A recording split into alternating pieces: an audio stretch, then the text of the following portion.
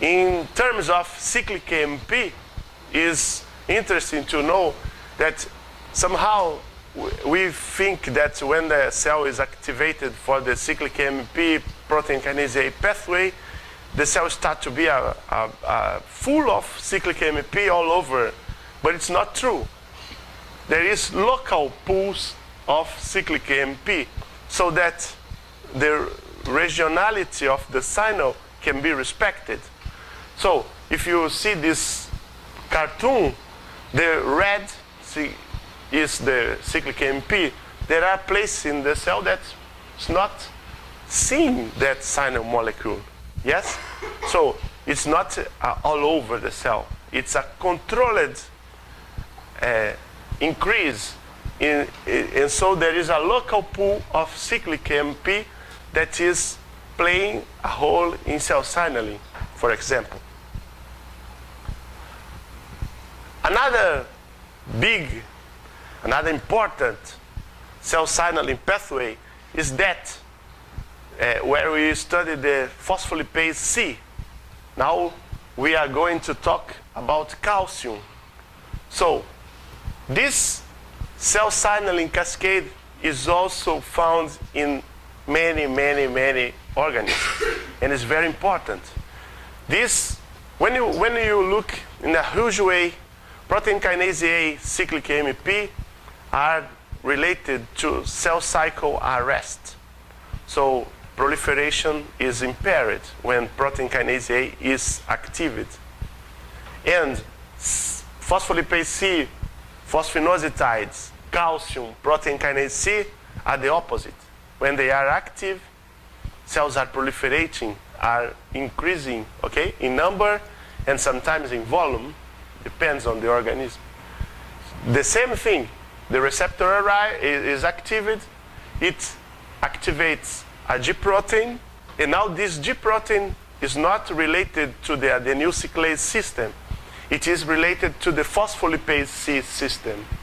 The phospholipase, as the name told us, it cleaves a phospholipid, it cuts a phospholipid, and this lipid is the phosphatidyl inositol bisphosphate. It is the only substrate for the phospholipase C. So this lipid, as I told you in the beginning of the talk, is one of the constituents of the membrane. But if it is there, no problem. The cell is not answered. When the phospholipase C cuts it into two pieces, as we are going to see soon, it starts a cell signaling cascade. Okay? Look, and this lipid, the PIP2, the phosphatidyl inositol bisphosphate, is one of the lipids that are in small amounts in the cell. So every molecule that is in lower concentration or that is not present and suddenly appears or suddenly disappears implies in cell response. Because if you have a molecule that is very abundant and a small amount disappeared, the cell don't take care about it, okay? So this is one of the lipids that is very rare in the membrane, but it's very important because the pools of phosphatidyl inositol 4,5 bisphosphate are very localized in the, for example, the rafts where the signal processor occurs. What the phospholipase C do?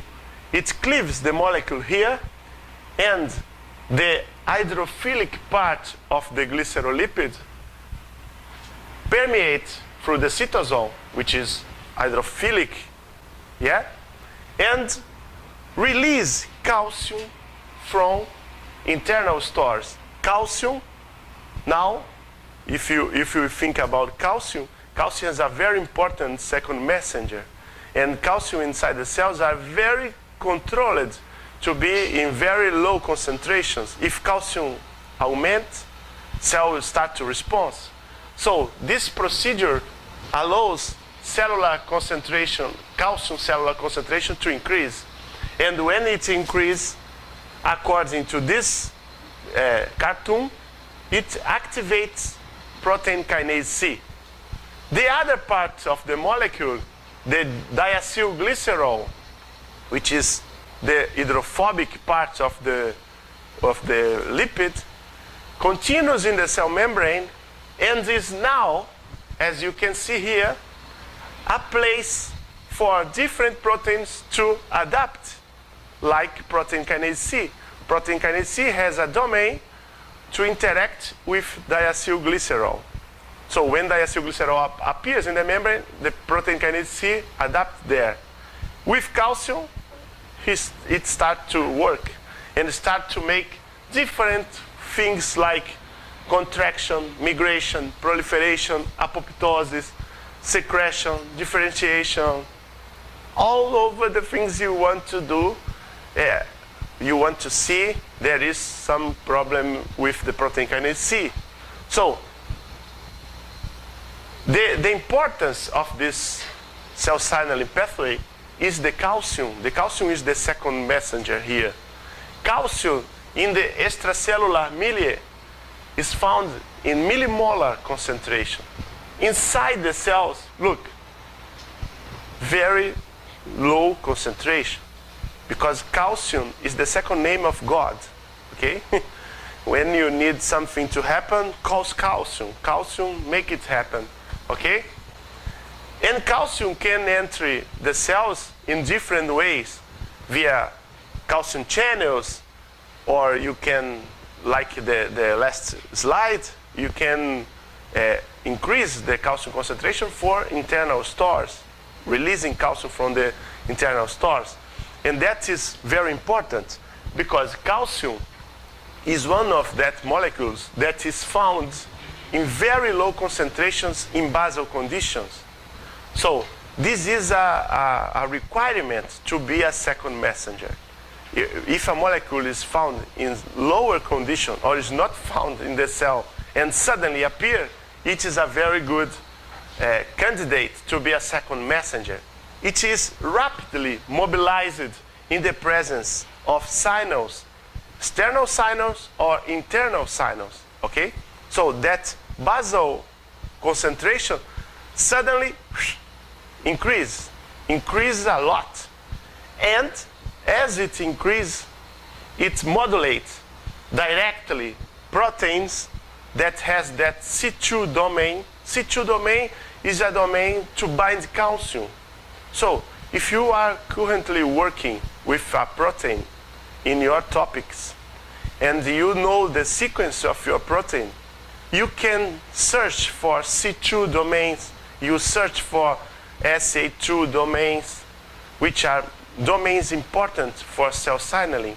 And this can bring you information about what's the fate of your protein in your organism. It can be a cell signaling molecule and you are dealing with something very important, okay? It's an example, of course.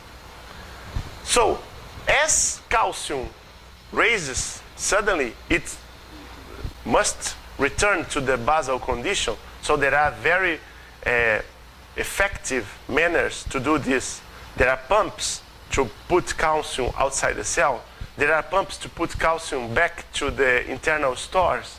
There are proteins that bind to calcium and sequestering it from the cytosol, okay? So we are talking about protein kinase C. The C of the protein kinase is calcium dependent, as it was discovered. But nowadays, we know that there are different isoforms of protein kinase C. There are these three great families. One of them, the first one, is called the conventional PKC, or classic PKC, which are activated by diacylglycerol and by calcium, as I showed in the slide. But there are two other classes, two other isoforms that are different, but are continual protein kinase C. The novel ones they have just a site, a binding site for diacylglycerol. They do not depend on calcium. So if you have calcium or not calcium, they are working.